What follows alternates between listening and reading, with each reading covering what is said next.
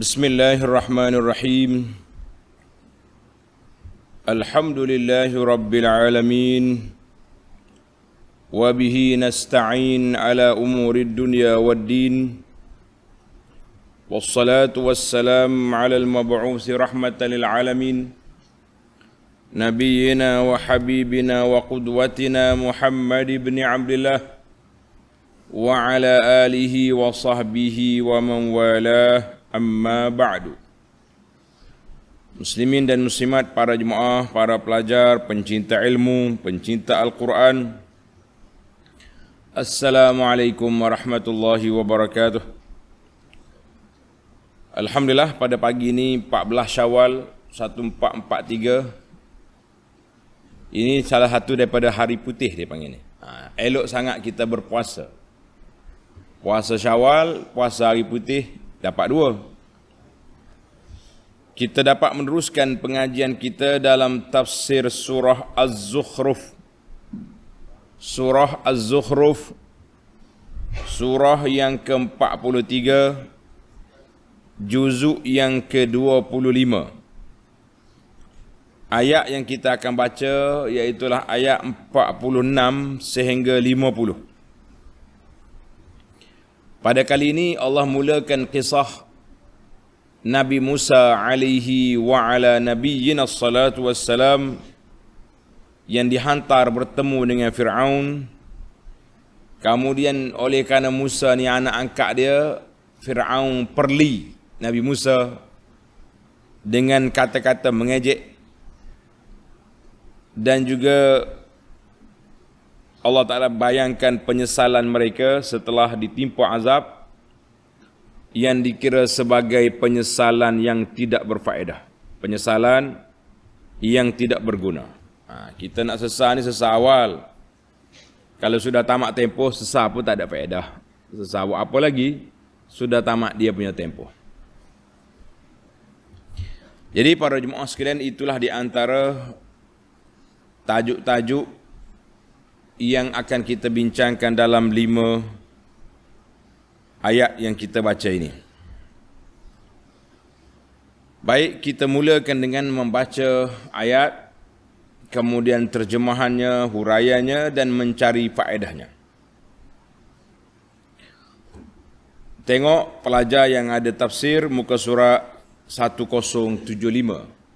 Tafsir pimpinan edisi Jawi, muka surat 1075. A'udzu billahis samii'il 'aliim minasy syaithaanir rajiim. وَلَقَدْ أَرْسَلْنَا مُوسَى بِآيَاتِنَا إِلَى فِرْعَوْنَ وَمَلَئِهِ فقال إني رسول رب العالمين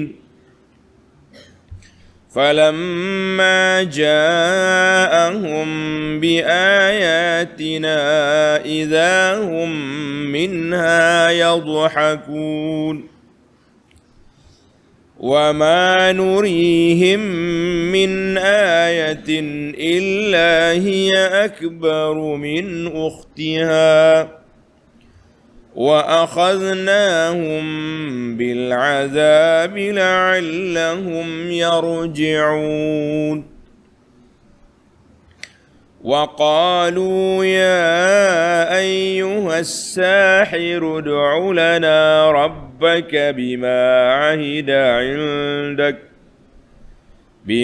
عهد عندك إننا لمهتدون فلما كشفنا عنهم العذاب إذا هم ينكثون. Itu ayat yang kita baca. Kita pergi kepada huraian ayat 46. Walaqad arsalna Musa biayatina ila fir'auna wa malaihi. Dan demi sesungguhnya kami telah mengutus Nabi Musa alaihi salam dengan membawa mukjizat-mukjizat kami kepada Fir'aun wa malaihi. Tengok pelajar, tanda itu. Malak tu dengan makna pembesar-pembesar, ketua-ketua kaum, orang-orang VIP, kerabat-kerabat Fir'aun, itu dipanggil al-malak. Al-malak ni makna pembesar-pembesar yang kalau kira macam menteri-menteri lah. Itu dia panggil malak. Karena itu kata-kata bahasa Arab fulan mil'ul uyun. Orang itu penuh mata, maknanya orang dipandang oleh orang kerana kedudukan dia, kerana besar pangkat dia. Al-malak. Jadi para jemaah kena ingat penggunaan al-malak dalam Quran ini kepada pembesar-pembesar yang angkuh, yang sombong. Tiba-tiba kita guna juga al-malak kepada orang-orang di zaman kita. Ada setengah lah kumpulan tu dia guna ni pokok al-malak, kita jangan guna. Allah Ta'ala guna Fir'aun wa malaihi itu kepada kumpulan yang tidak baik. Mungkin dari sudut makna boleh diterima, tapi penggunaan dalam Quran bila sebut al-malak, makna geng-geng yang penentang Nabi alaihi wassalatu wassalam. Jadi ahli-ahli NGO ke ahli apa ni nak guna perkataan tu tengok biar kesesuaian dengan masa dan tempat. Dalam Quran memang guna al-malak, tapi untuk siapa? Untuk geng-geng Fir'aun, pembesar-pembesar, geng-geng yang sombong-sombong, yang angkuh, itu dia panggil al-malak. Allah Ta'ala hantar Musa bertemu dengan Fir'aun, dengan geng-geng dia, al-malak dia. Faqala inni rasulu rabbil alamin. Lalu dia berkata, siapa dia? Nabi Musa AS berkata, dia kata apa? Sesungguhnya aku ini adalah Rasul, utusan daripada Allah, Tuhan sekalian alam. Jadi aku ni bukan mari saja ni, bukan mari atas nama anak angkat Fir'aun.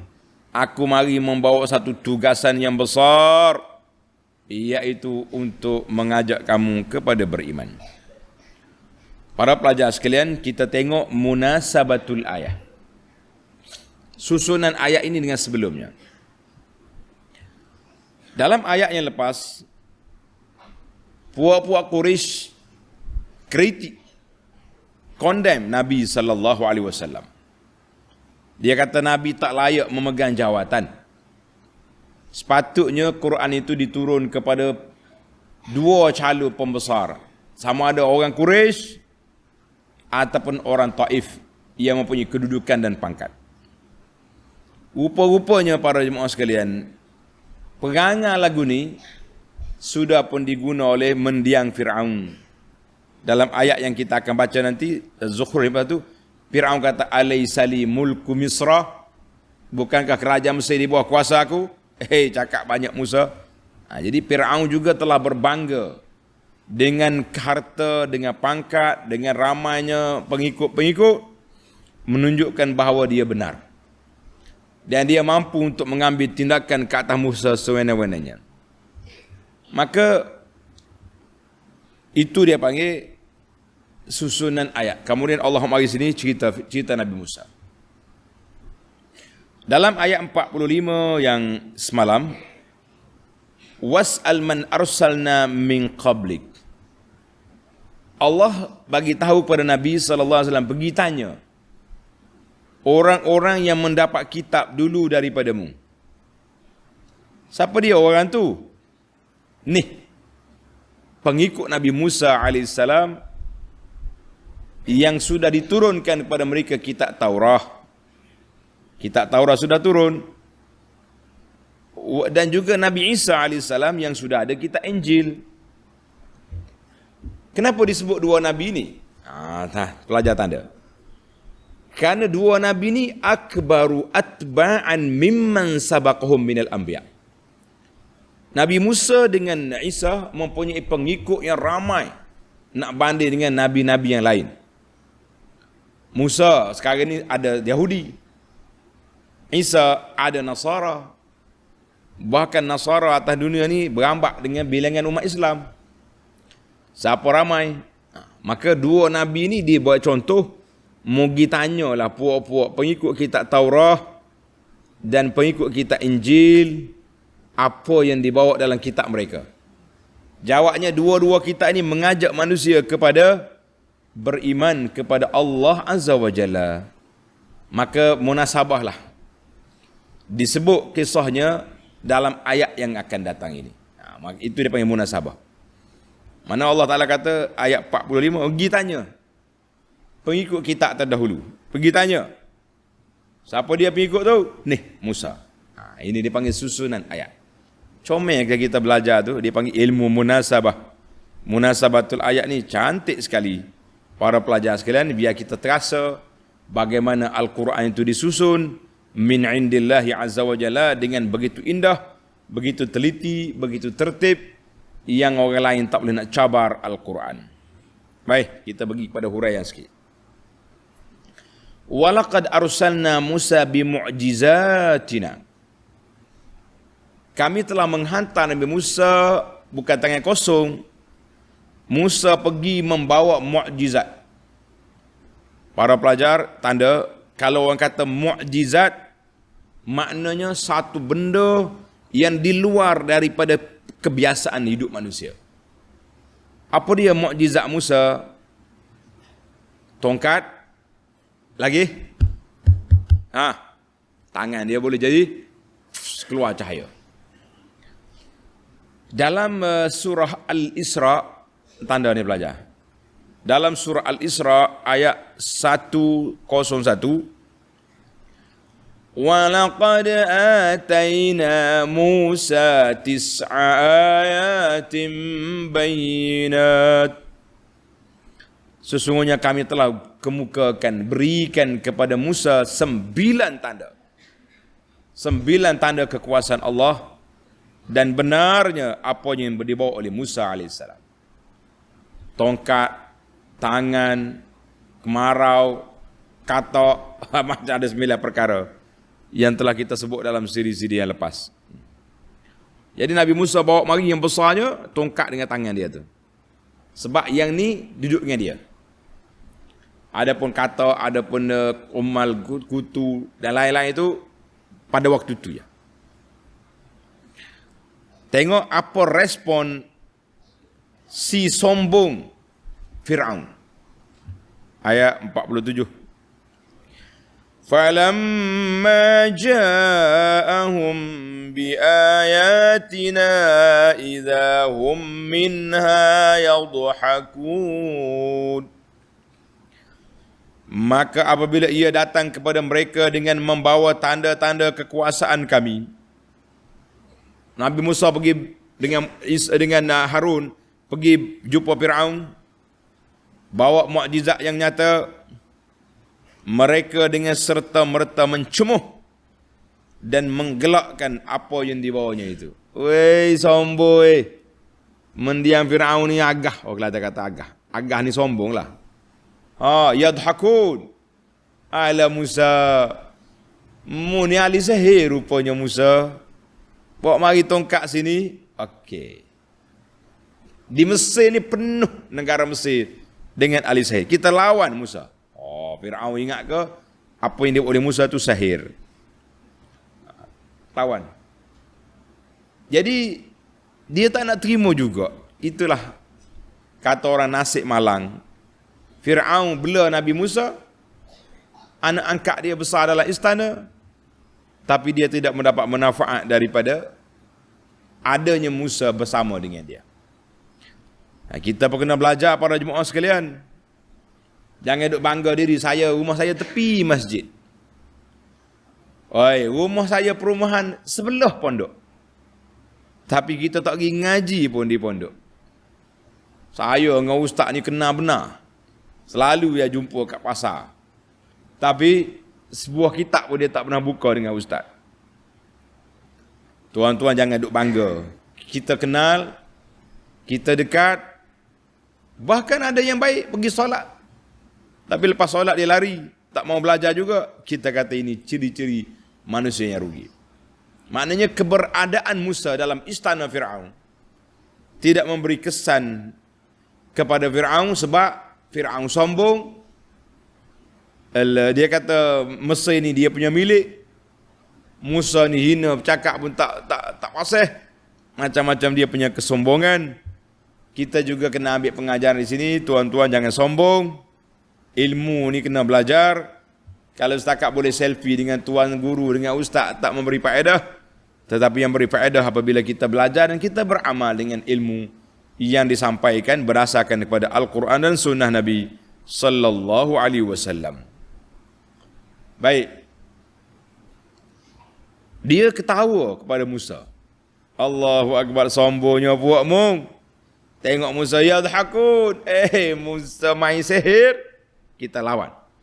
Dia ingat Nabi Musa tak ahli sihir.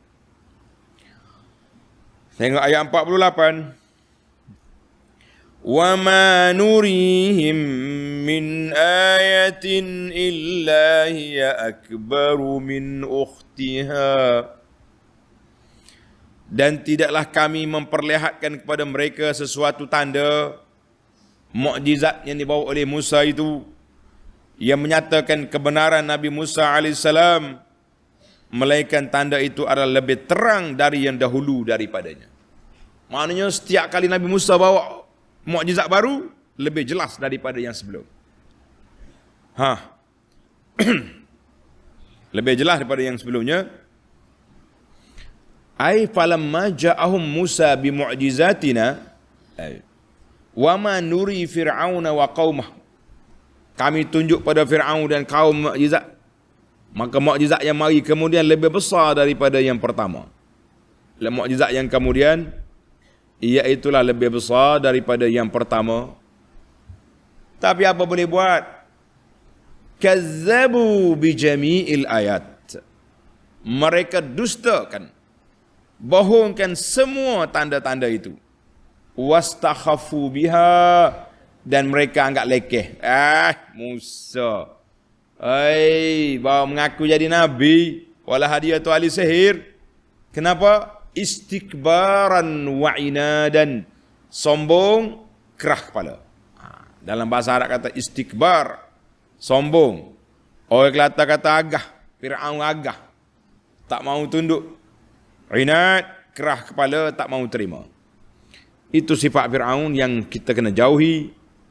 Maka di sini kata di para ulama, contohnya Ibnu Jari kata, illallati nurihi, maknanya setiap kali bawa mukjizat menjadi hujah ke atas mereka. Lebih kuat daripada yang telah lepas. Boleh jadi gini dia. Mukjizat mari dah baru ni, hilang, habis. Mukjizat katak mari, dalam rumah dia. Tiba-tiba bila mukjizat tu hilang, mereka pun lupa balik. Terlupa balik. Maka Allah hantar mari lain pula. Lebih besar daripada itu. Maknanya dia, mari pula. Itu akbaru min ukhtiha. Maknanya lebih kuat dia punya hujah ke atas mereka. Kalau baru ni baru 4, ni yang kelima. Mana lagi bertambah.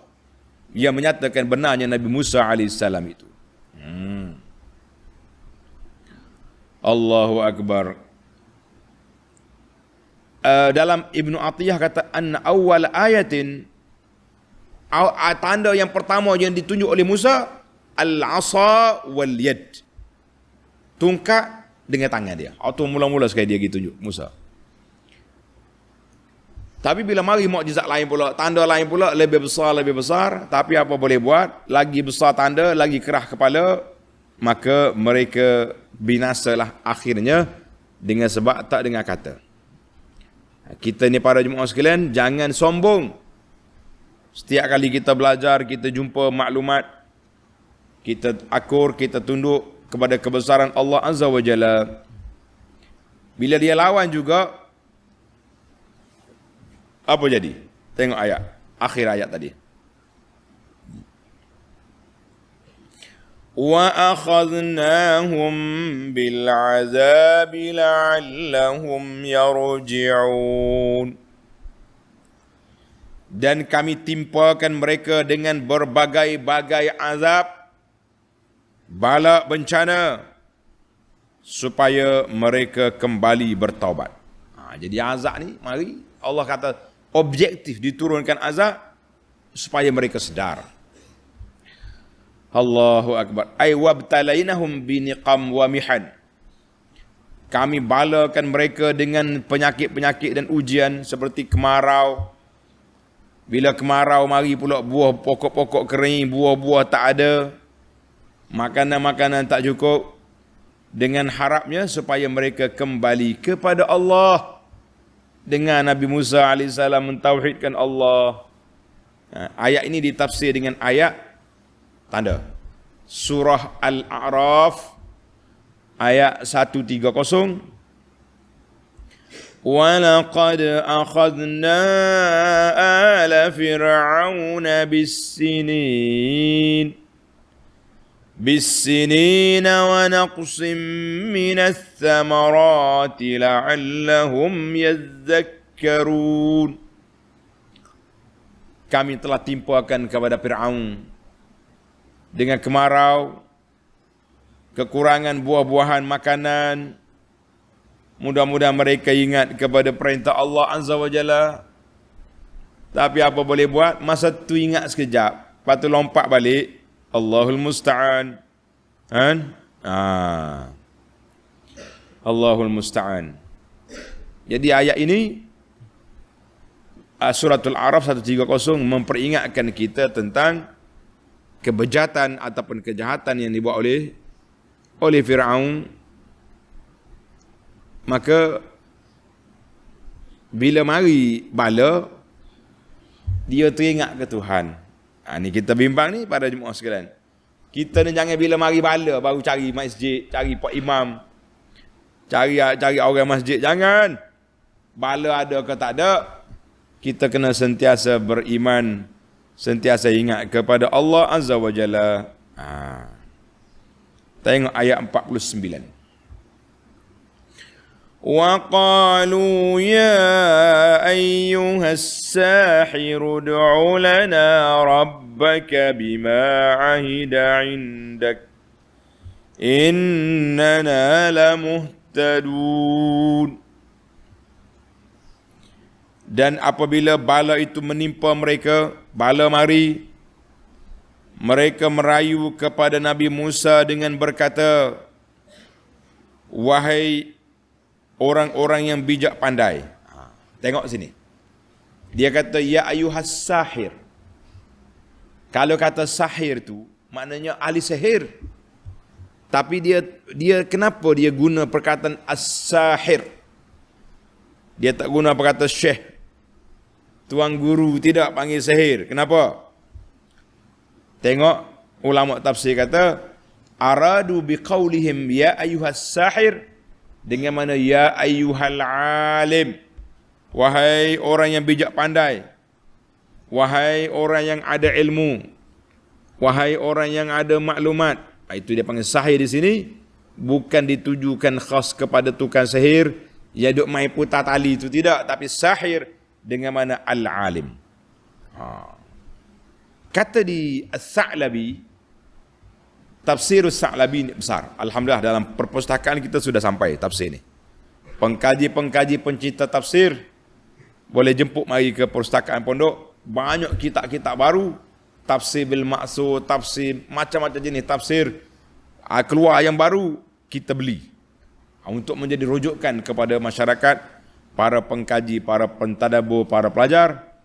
Qala As-Sa'labi rahimahullah, bila mereka tengok azab, azab datang, dia berkata ya ayyuhas sahir, dengan mana ya ayyuhal alim al-kamil al-haziq, wahai orang alim, orang yang ada ilmu, orang yang bijak pandai.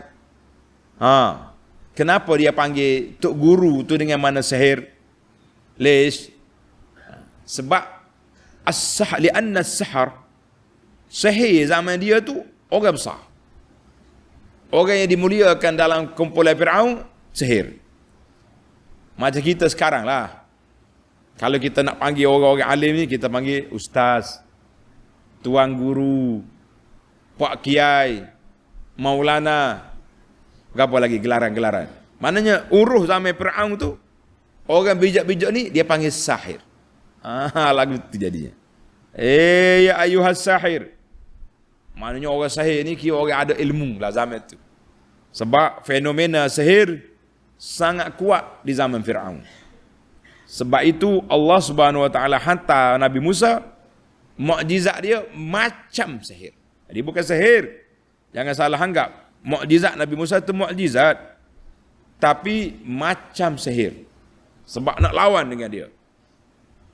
Sama juga dengan mukjizat Nabi kita sallallahu alaihi wasallam. Oleh kerana puak-puak Arab ni kuat sangat bermain dengan balarah, main sastra, Allah Ta'ala hantar bagi Quran macam sastra. Tapi dia bukan sastra, dia Quran. Penak dia. Dia kata, ya ayuhas sahir, wahai tuan guru, pak kiai, baba. Kalau kita sampai sekarang ni, dia panggil sahir. Ud'u lana rabbaka bima ahida indak. Pohonkanlah kepada Tuhanmu keselamatan untuk kami dengan kehormatan bima ahida indaka, dengan kehormatan pangkat Nabi yang diberikan kepadamu. Innana lamuhtadun, sesungguhnya kami sudah itu akan patuh beriman. Janji dah dia, dia kata, mu tolong doa. Orang bijak pandai, alis ya sahir. Dengan pangkat kamu di sisi Allah Ta'ala, tolonglah doa. Sebab puak-puak mu ni mustajab doa. Dia tahu Nabi-Nabi ni mustajab doa. Bila turun bala, pergi minta doa dengan Nabi. Dan dia berjanji. Janji, kalau bala ni hilang, dengan sebab doamu, dengan sebab pangkat kedudukan kamu di sisi Allah Azza wa Jalla, apa jadi? Innana lamuhtadun, kami akan ikutmu. Sudah. Janji dah. Inilah janji-janji persu yang dibuat oleh orang kafir zaman dulu. Ingat molek kita, orang yang beriman, jangan ikut perangai yang dibuat oleh puak kafir. Innana lamuttabi'uka ya Musa. In kashafa rabbuka 'anil azab fanu'minu bihi wa nuwahhiduhu. Kalau mu boleh doa, azab ini hilang, kami akan beriman, kami akan ikutmu. Para jemaah sekalian, walaupun cerita ni cerita Musa, cerita ni cerita Fir'aun, cerita ini cerita orang zaman dulu, tapi pengajaran untuk kita. Mu jangan main-main. Bila sakit pergi cari ustaz, cari tuan guru, tolong doa. Kalau sembuh nak pergi masjid. Allahu Akbar. Bila dia siap pergi masjid 3 hari, hilang pula. Allahu Akbar. Ini cerita dia. Jangan guna hujah yang sama yang dibuat oleh mendiang Fir'aun dalam kehidupan kita ni. Jangan sekali-kali, wahai para pelajar, para pencinta ilmu sekalian, jangan ikut perangai mereka. Nabi Musa AS, Nabi mana-mana pun, bila kaum dia kena azab, mereka datang merayu, Musa doa, Ya Rabbi, ikshif anna. Ya Allah, hilangkanlah penyakit ini daripada kami. Hilangkanlah bala ini daripada kami. Doalah dia. Mari kita baca sikit. Para pelajar tulis. Dalam surah Al-A'raf ayat 132 sehingga 134. Surah Al-A'raf 134 jelas detail Allah cerita tentang mereka. Wa qalu mahma ta'tina bihi min ayatin litasharana biha fama nahnu laka bimu'minin. Agah Fir'aun. Orang kata agah ni sombonglah. Musa, membawalah apa bukti pun kami tak akan ikutmu. Sedap dia cabar. Maka Allah Ta'ala sebut dalam ayat ni, fa arsalna alaihimut tufan. Kami hantar ke atas mereka bala banjir, tufan. Wal jarad, kering banjir, perau mari belalang pula. Habis tanaman mereka dimakan oleh belalang. Habis belalang relax molek. Wal qummal, mari pula gutu. Gatal tak boleh duduk. Ngongak gutu. Habis gutu, wal dhafadi, mari katak ong. Mana tak? Boleh tak? Nak tidur, katak depan atas batal. Macam mana duduk? Buka air nak minum air, katak ong. Semua katak. Yang seterusnya waddam, darah. Tufan, jarad, qummal, dhafadi, dam. Berapa dah sini? 5 dah. Dia ada 9 semua. Tongkat dia, tangan dia, 7. Berapa lagi? Ayatin mufassalatin fastakbaru wa kanu qauman mujrimin. Ayat-ayat yang jelas tapi mereka sombong, mereka kaum yang jahat. Bila mari bala, dia jelas. Walamma waqa'a alaihimur rijzu qalu ya Musa ad'u lana rabbaka bima ahida indak. Musa doalah kepada Allah, muka pangkat besar di sisi Allah, muka nabi, kamu kan rasul, ngaku dah. La in kashafta 'anna ar-rijza lanu'minanna lak. Kalau hilang penyakit ni, kami akan beriman denganmu. Wala nursilanna ma'aka bani Israel, kami akan lepaskan bani Israel ikutmu. Apa dia? Tengok ayat 50 Allah kata apa? Ayat 50 ayat kita ni. Falamma kashafna anhumul azaba idza hum yankusun. La ilaha illallah. Perangai tu lah juga kafir ni tak ada apa weh. Falamma kashafna, sesudah sahaja kami hapuskan azab itu daripada mereka, mereka terus mencabuli janjinya. Langgar perjanjian dah. Balik semula kepada kafir dia. Dalam surah Al-A'raf ayat 135 sama juga. Falamma kashafna anhumur rijza ila ajalin hum idza hum yankusun. Balik semula jadi kafir balik. Dia kafir pun. Cuma mereka gunakan pendekat ud'u rabbaka bima khassaqallahu bi wa faddalaka bihi Musa. Mu ni baik dengan Tuhan, mu doa. Dia panggil dalam bahasa kita ini bertawassul dengan doa orang soleh. Dalam bab tawassul ni kena jelas. Kita boleh bertawassul dengan orang soleh, boleh. Macam kita uzur sakit, kita doa dah kita pun, tapi kita jumpa orang soleh, kita tolong doa saya, boleh. Yang tak bolehnya duduk cari orang sudah mati, itu khilaf, tak usah duduk cakap. Baiklah para pelajar sekalian, ini perangai-perangai yang ditunjuk oleh puak kafir.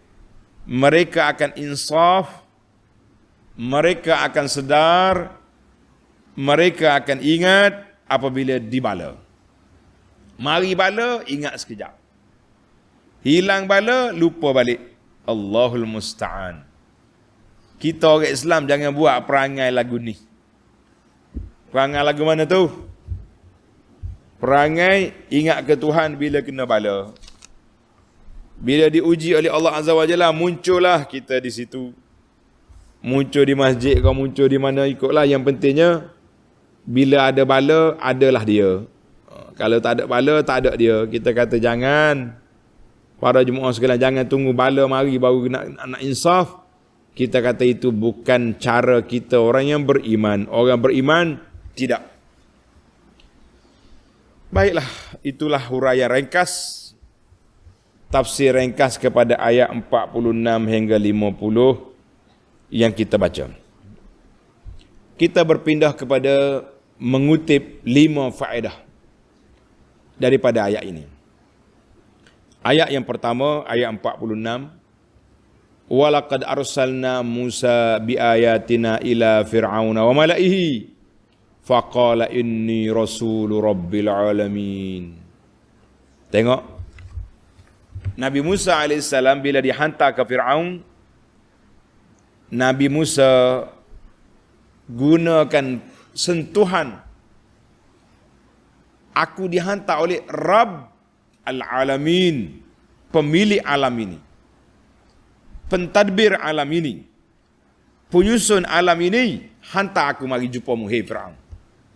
Ini kata orang, Nabi Musa guna pendekatan supaya Fir'aun sedar bahawa dia tu makhluk, bukannya Tuhan. Dia mengaku jadi Tuhan. Kalau mu Tuhan, mana makhluk yang membuat? Mana yang makhluk membuat? Maka kita kena ingat, setiap ucapan kita biar bertepatan dengan keadaan.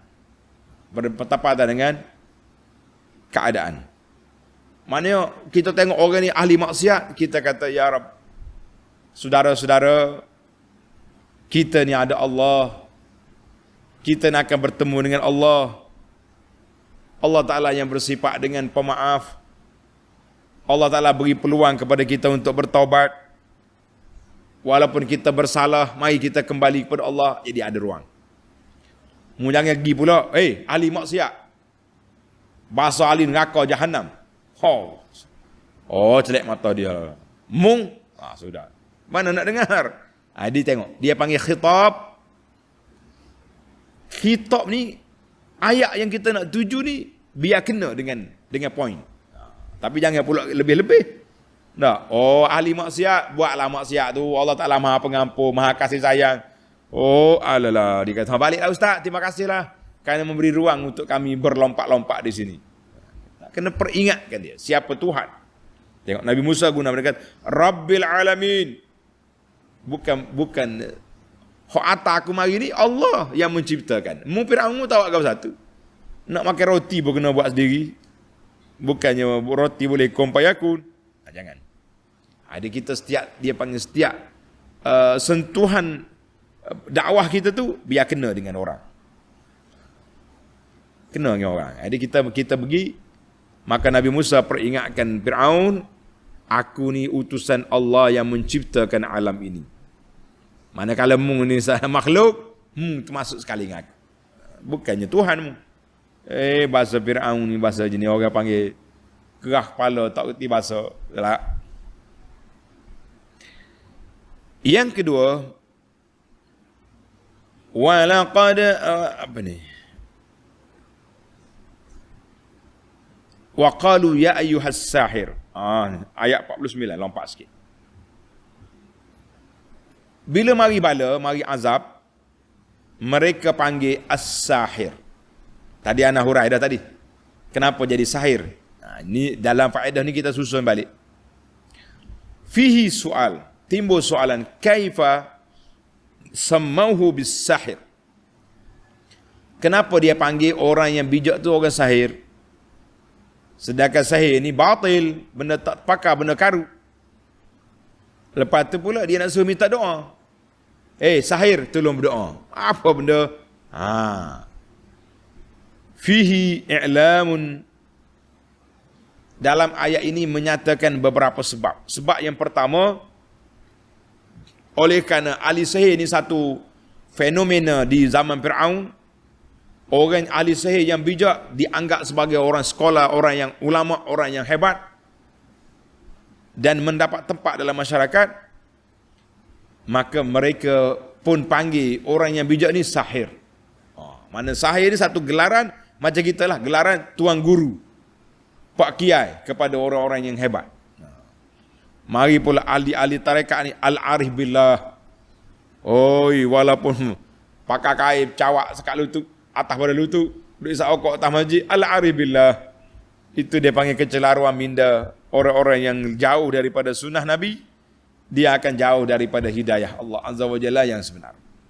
Jadi dia orang ni guna, sebagaimana kita tengok orang yang bercakap sedap ke, dipandang cakap ke, kita kata, dia ni atab sihri. Macam kena sahih.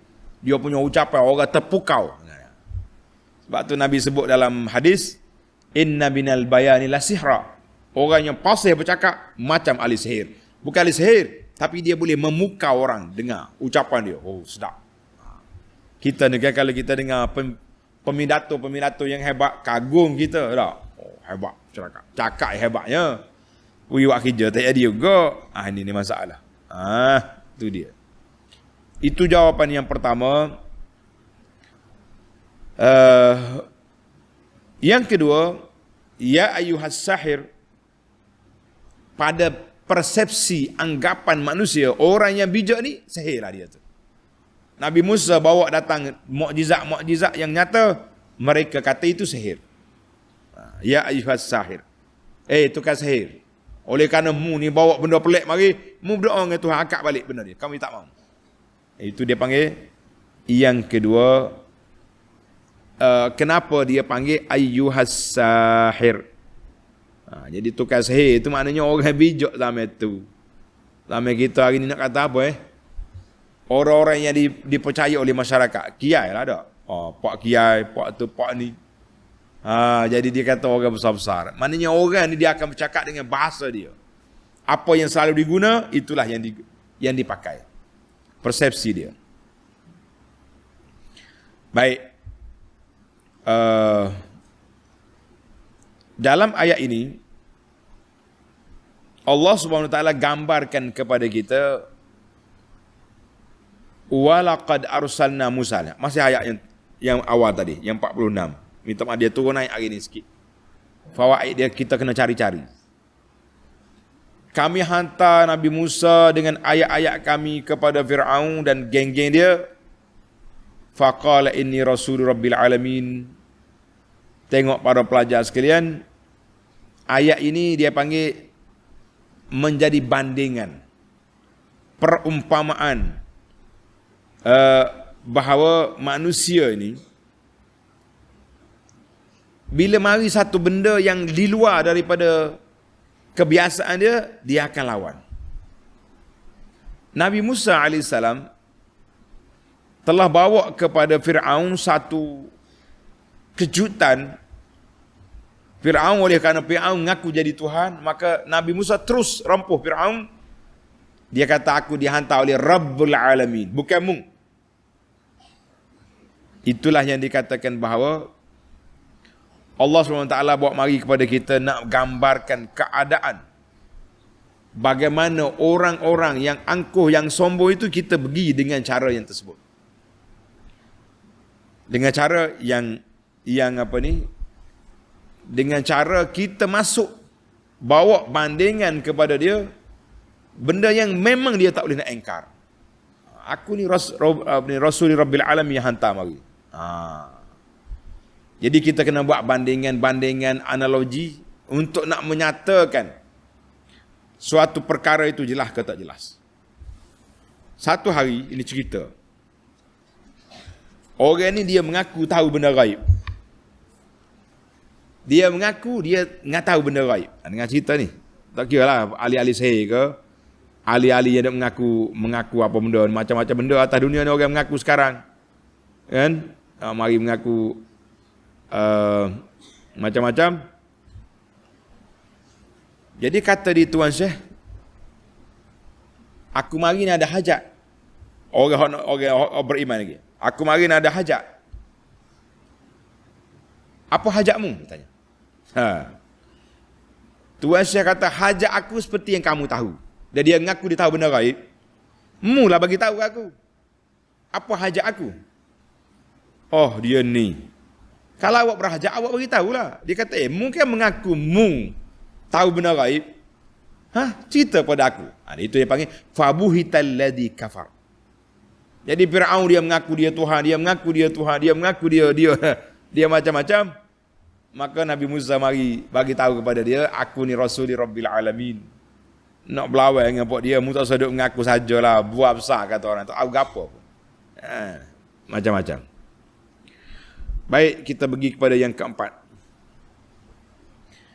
Falamma ja'ahum biayatina idzahum minha yadhakun. Bila mari Nabi Musa bawa ayat, mereka ketawa.